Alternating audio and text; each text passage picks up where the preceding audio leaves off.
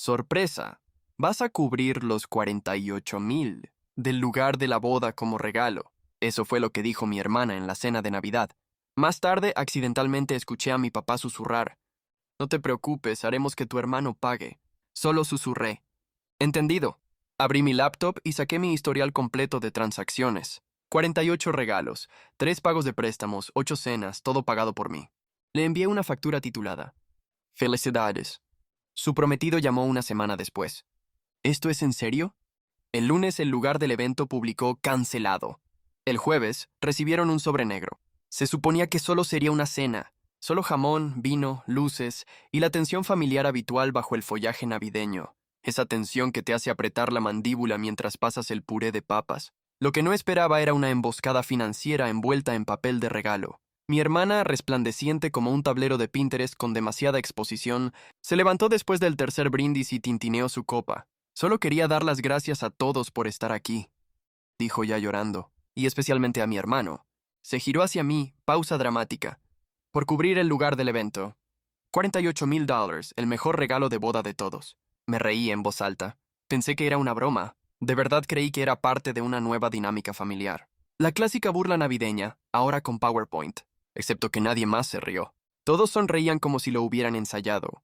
Mi mamá se secaba las lágrimas. Mi tío asentía con seriedad, como si también le hubiera pagado sus préstamos estudiantiles. Disculpa, dije, aún con el tenedor lleno de pavo seco en la mano. Mi hermana sonrió. Dijiste que querías hacer algo significativo. Y esto es, ya sabes, monumental. Su prometido alzó la copa. Por la generosidad. Miré la mesa. El mantel tenía monograma, no iniciales, nombres completos. Hilo dorado. Las tarjetas del menú tenían un marco de lámina de bronce. Los lugares estaban marcados con pantallas LED, en miniatura que desplazaban mensajes de agradecimiento. Y al lado del mío, una pequeña placa blanca que decía, sí, un departamento de finanzas. Más tarde esa noche, mientras me ponía el abrigo, escuché a mi papá susurrar detrás de la puerta de la cocina. No te preocupes, haremos que tu hermano pague. Me quedé un minuto entero en el pasillo, mirando la corona navideña como si tuviera las respuestas. Luego susurré. Entendido. Me fui a casa, abrí mi laptop y saqué 3 años de historial de transacciones como si fuera una confesión. 48 regalos, 3 pagos de préstamos, 8 cenas familiares, todo pagado por mí. Renombré la hoja de cálculo como Felicidades. La adjunté a una factura. La envié a su correo personal. Asunto, ahí viene la cuenta. Yo no era generoso. Era el plan de respaldo. Esa es la parte que nadie quiere decir en voz alta. Que no ayudaba por amor. Ayudaba porque tenía miedo de lo que pasaría si no lo hacía. Miedo del desastre que podrían causar. Miedo de las llamadas. Miedo de que Katie me llamara llorando. A las 11:43 p.m. diciendo que simplemente no lo entienden. Siempre comenzaba sus llamadas así. Simplemente no lo entienden. Y yo ya estaría entrando a mi app bancaria. Empezó con algo pequeño. La renta. $1,200 al mes en Los Ángeles, porque no tienes idea de lo competitivo que es vivir aquí. Lo decía como si estuviera a punto de ganar un Pulitzer por subtítulos de Instagram. Su departamento tenía una luz de aro, montada sobre la estufa y un balcón, con mejor vista que mi oficina. Pagué. En silencio. Como si fuera parte de alguna suscripción que había olvidado cancelar. Ella creía que mamá y papá estaban ayudando. Ese era el chiste. Una vez subió una selfie frente a un escritorio nuevo de pie y etiquetó a mamá. Gracias por apoyarme siempre. Yo no dije nada. Solo le di like a la publicación y transferí otros $1,200. Después vino la matrícula, $6,042 por semestre. Y ni siquiera era para algo útil. Era para la escuela de cine. Enfocada en documentales, dijo. Como si eso justificara el repentino aumento en mi tarjeta de crédito, después de que compró un estabilizador de cámara de $900. Y lo anotó como gasto educativo. Pagué el supermercado. Pagué su coche. Un Honda Civic 2009 que tenía olor a perfume caducado y desesperación. Por Mewage Centers. Beige, aún funcionando. Aún desagradecida. Y los padres... los padres. Ellos eran más astutos. Nunca pedían directamente. Solo construían andamios alrededor de la petición. Mamá, el techo sigue goteando. Papá, estamos bien. Solo tuvimos que cancelar el cable y posponer otra vez lo del dentista. Traducción, te necesitamos. Transfería $2,000 al mes a una cuenta conjunta para lo esencial. Resultó que esencial incluía 2 plataformas de streaming, pedidos semanales de DoorDash y, no es broma, Una suscripción de velas importadas. Ni siquiera intentaba ocultarlo. Un día fui de visita sin avisar, y vi una manta de seda de 280 euros colgada sobre una silla como si fuera un trofeo. «Es terapéutica», dijo mamá. Nadie dijo gracias. Ni una sola vez. En su lugar recibía frases como: «Bueno, tú estás soltero. No tienes hijos. Por eso es más fácil para ti. ¿Más fácil para mí?» Porque no tenía una lista de regalos de boda ni una historia lacrimógena. Pero yo sí tenía números. Tenía una hoja de cálculo llamada inversiones familiares que actualizaba cada mes. No era un presupuesto. Era una lista de cada transacción que los mantenía a flote. Cuando Katie se comprometió, le di $2,000 para empezar. Lloró. Dijo que yo era la única persona sólida en su vida. Le creí. Hasta Navidad. Hasta que se levantó junto al árbol y anunció, como si estuviera dando una charla TED, que yo cubriría el lugar de su boda. $48,000, un regalo tan significativo. Todos aplaudieron. Yo miré mi copa de vino como si pudiera explicarme algo. Esa noche escuché a papá en la cocina susurrar: «No te preocupes. Haremos que tu hermano pague». Y algo en mí simplemente se rompió, en silencio, como un foco que se apaga a medianoche. Abrí mi laptop, saqué la hoja de cálculo. 48 regalos, 3 pagos y préstamos, 8 cenas, todo documentado. Cada centavo. Renombré el archivo. Felicidades. Se lo envié a su prometido. Adjunté una factura en PDF. Sin mensajes, solo números. Una semana después recibí una llamada. «¿Esto es real?», preguntó. «Es matemática», respondí. El lunes el lugar del evento publicó: «Evento cancelado». Y el jueves recibieron un sobre negro, sin remitente, sin firma. Dentro una sola frase impresa: «Confundiste silencio con consentimiento». Y a mí con un tonto. No respondieron a la factura de inmediato. Esa fue la primera señal. Nada de «¿qué es esto?». Ni un «¿estás hablando en serio?». Ni siquiera una queja por alguna falta de ortografía. Solo silencio, como si se estuvieran reagrupando, como si los hubieran golpeado y estuvieran esperando a que el sangrado parara. Sabía lo que venía. Culpa, manipulación emocional, publicaciones en el grupo familiar buscando lástima. Estaba listo para eso. Lo que no estaba listo era para el post en Instagram. 3 días después de que la factura llegara a su bandeja de entrada, Katie publicó una foto en blanco y negro de ella y su prometido, abrazados en la cima de una colina. ¿El pie de foto? A veces, las personas en quienes más confías son quienes más te rompen. Pero el amor es más fuerte. Seguimos adelante, pase lo que pase. Los comentarios, una tormenta de emojis de corazón y frases como: «Eres tan fuerte», «Te admiro tanto». Y así fui encasillado. No como el hermano que pagó su educación, su renta, su coche, su terapia, sus cenas y ahora su lugar de boda. No, fui el villano con una hoja de cálculo. Seguí bajando. Un comentario de alguien llamado Jules Heartbeats decía: «Corta lazos con la familia tóxica. No les debes nada, especialmente si intentan controlarte con dinero». Katie le dio me gusta. Ese fue el momento en que me quedé en silencio. No por shock, por cálculo. Ese fin de semana, el lugar del evento etiquetó su fecha como cancelada en el calendario. Sin anuncio, sin explicación, solo esa palabra. El lunes por la mañana, recibí un mensaje de un número desconocido.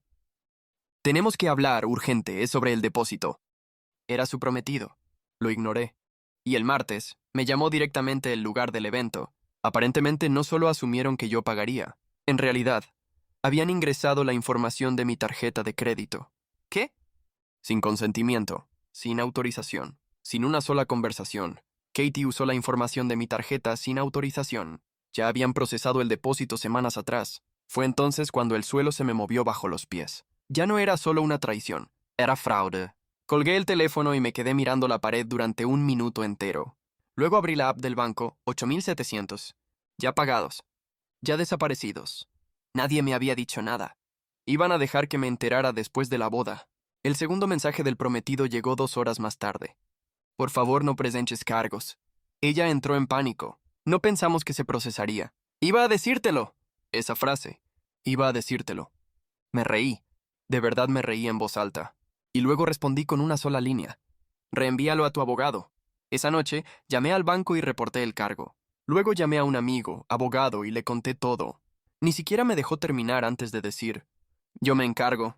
Pero no terminó ahí. El miércoles mi teléfono sonó. Una nueva invitación de calendario. Título: Cena familiar, reconectar. Enviado por mamá. Se solicitaba confirmación. No respondí.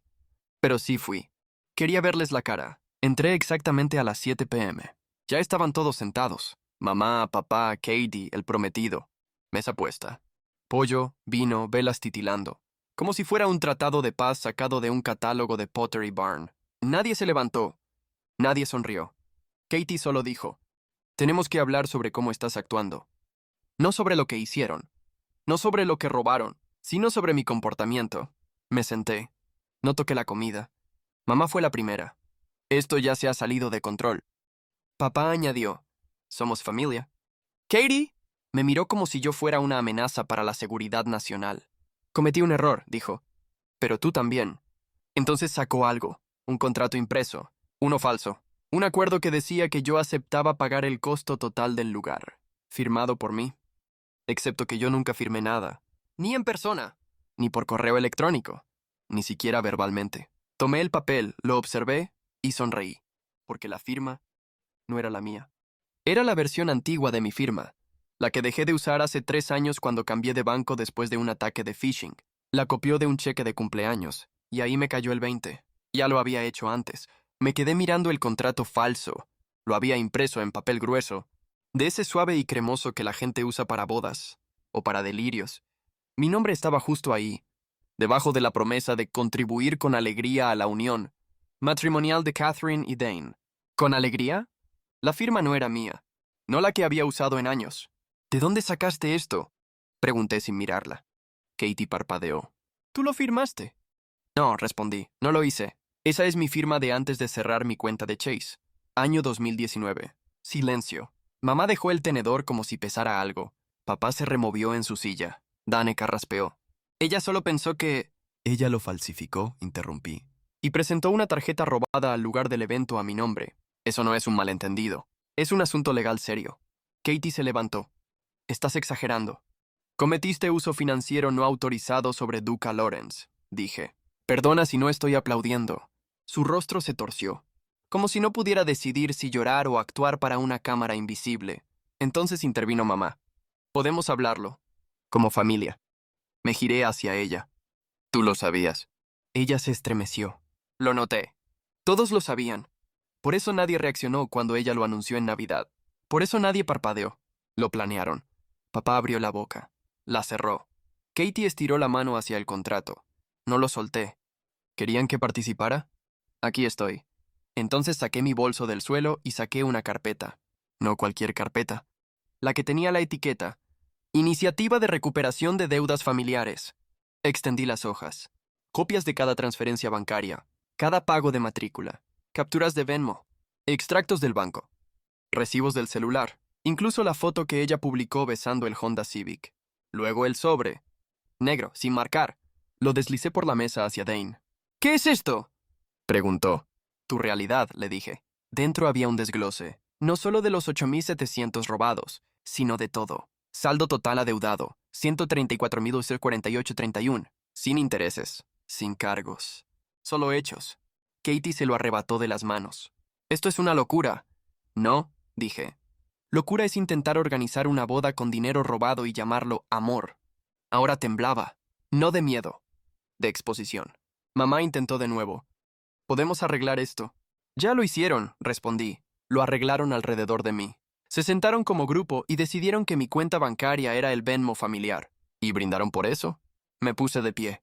Dan estaba pálido. Abrió la boca como si fuera a disculparse. No lo hagas, le dije. Tú no eres el problema. Eres solo el becario que siguió órdenes. Parecía querer desaparecer. Dejé un contrato sobre la mesa. Tomé mi carpeta. Abotoné mi abrigo. Y justo antes de salir dije, ¿querían que me saliera de la boda? Consideren lo hecho. Intenten planearla sin cargos penales de por medio. Al llegar a la puerta, Katie gritó detrás de mí, «Estás haciendo esto para tener el control». Me giré una vez. No. Estoy haciendo esto porque todos pensaron que no lo haría. Y me fui. Bajé las escaleras. Salí a la noche. Mi teléfono vibró antes de que llegara al auto. Un nuevo correo. Asunto: política de cancelación y reembolso del lugar del evento. Sonreí. Cerré el teléfono. Y los dejé ahí.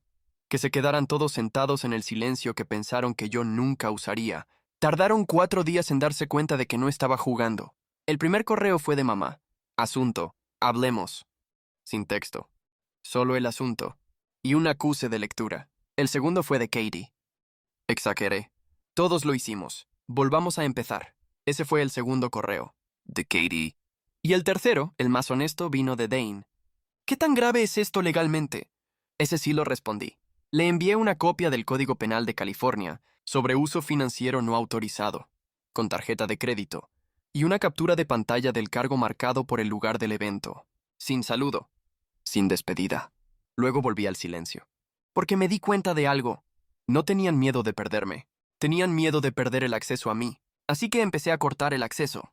Primero el banco. Cerré la cuenta conjunta de emergencias, que había estado financiando desde 2020, sin advertencia. Simplemente desapareció.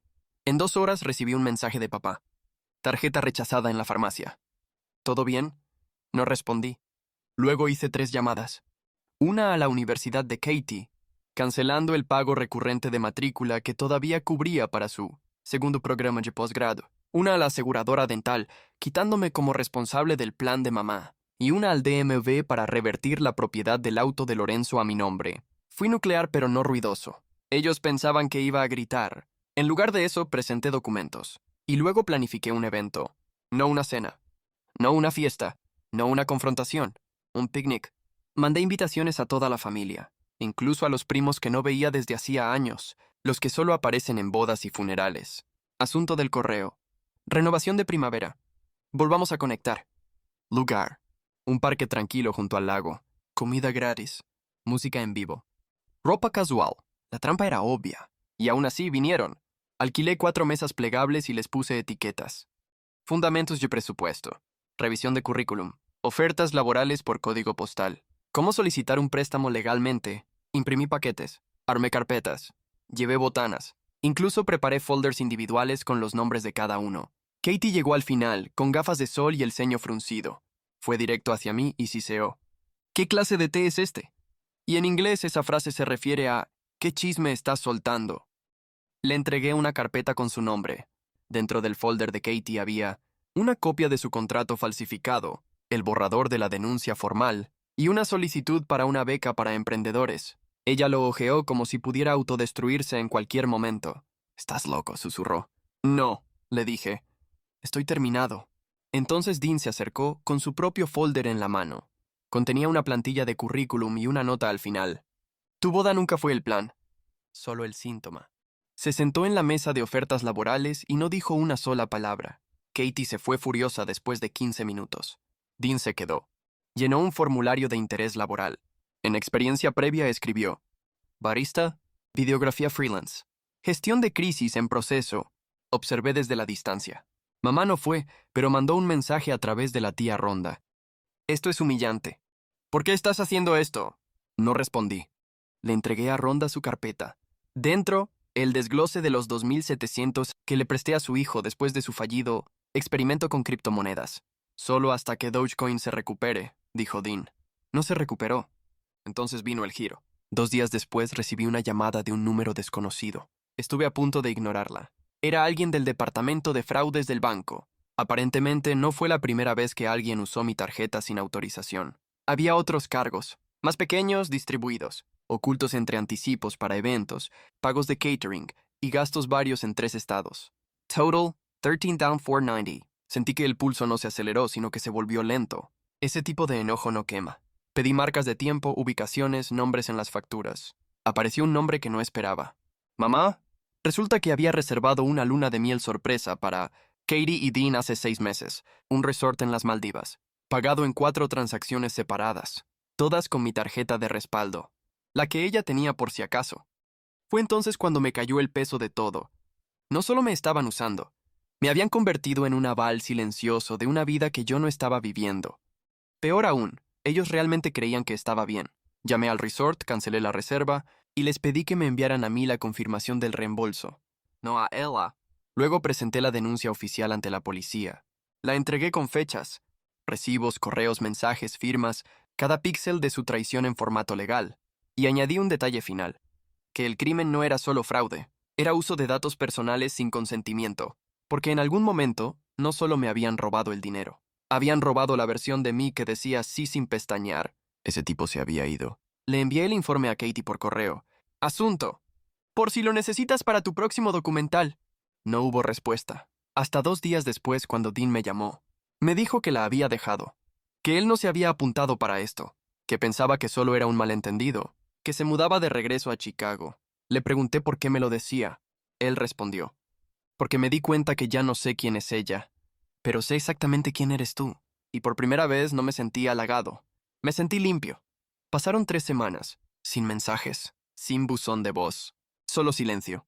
No ese silencio incómodo, no ese silencio pasivo-agresivo, sino el tipo de silencio que te ganas, el que entregas con disciplina. No revisé Instagram. No llamé a amigos en común. No busqué sus actualizaciones en Google. Simplemente pausé. ¿Querían vida sin mí? Perfecto. Les di silencio. No por orgullo vengativo, sino por alivio. La libertad sabe más silenciosa que la venganza. Katie intentó primero el acercamiento suave. Un correo de 6 párrafos, lleno de metáforas de tormenta y charla de crecimiento. Lo siento por todo esto. Si pudiéramos borrarlo, empezar de nuevo. Te extraño. Siempre estuviste ahí para mí. No respondí. Esa versión de mí, siempre ahí, emocionalmente quebrada, murió con la factura. No merecía resurrección. Su siguiente movimiento fue una selfie sin anillo, con esta leyenda. Sanar es desordenado, pero también lo es renacer. Para ella es redención. Para mí esto es la limpieza. Lo último que supe, ella publicó un GoFundMe para recursos de apoyo emocional. Supongo que está tratando de reconstruir una narrativa, pero nadie puede cambiar de rumbo sin asumir responsabilidad. Y yo no le di eso. Ella está reconstruyendo. ¿Pero a costa de quién? Dean. Él se fue, probablemente no por mí, sino porque despertó. Una postal llegó 2 días después de que las carpetas del picnic fueran desarmadas. Lado A, en blanco. Lado B. Gracias por mostrarme cómo es la fortaleza silenciosa. Sin disculpas, sin excusas. Solo claridad y distancia. Esa puede ser la mejor forma de reconocimiento que recibí. Mejor que una disculpa. Porque no se pide perdón a quien renunció a la habilitación tóxica. Se reconoce y luego se aleja. Él dejó espacio para la gracia, no para mi perdón. Solo para la paz. Mamá hizo de diplomática. Llamó a mi oficina haciéndose pasar por Jane de contabilidad. Mensaje. Dile que la familia es para siempre. Mi recepcionista contestó. Ese número ya no está en servicio para clientes morosos. No volví a saber de ella. Sospecho que se dio cuenta, quizás muy tarde, que ya no soy una red de seguridad. Papá. Nunca se comunicó directamente, pero amigos en común me dijeron que volvió a la iglesia, convencido de que la traición mancha el alma. Noches sin dormir, culpa inquieta. Tal vez ese es ahora su ritual de confesión.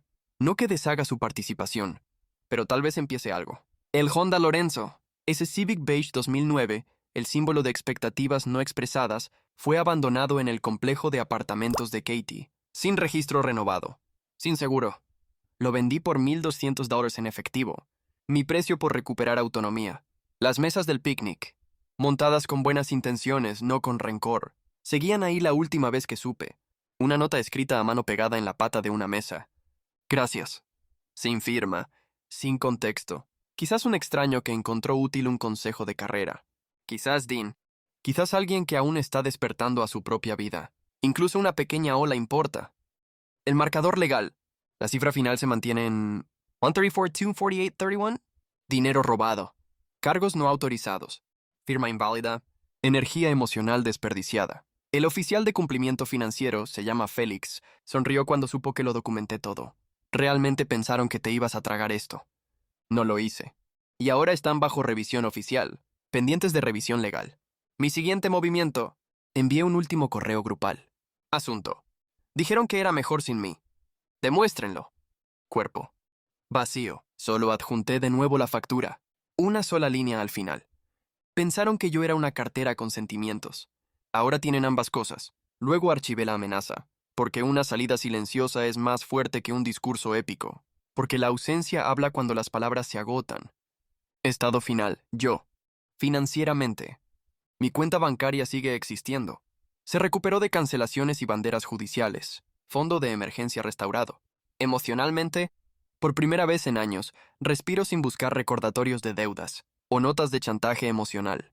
Mentalmente, estoy planeando un viaje en solitario el próximo mes. A algún lugar sin señal. Quizá las Rocosas. Quizá México. Solo espacio.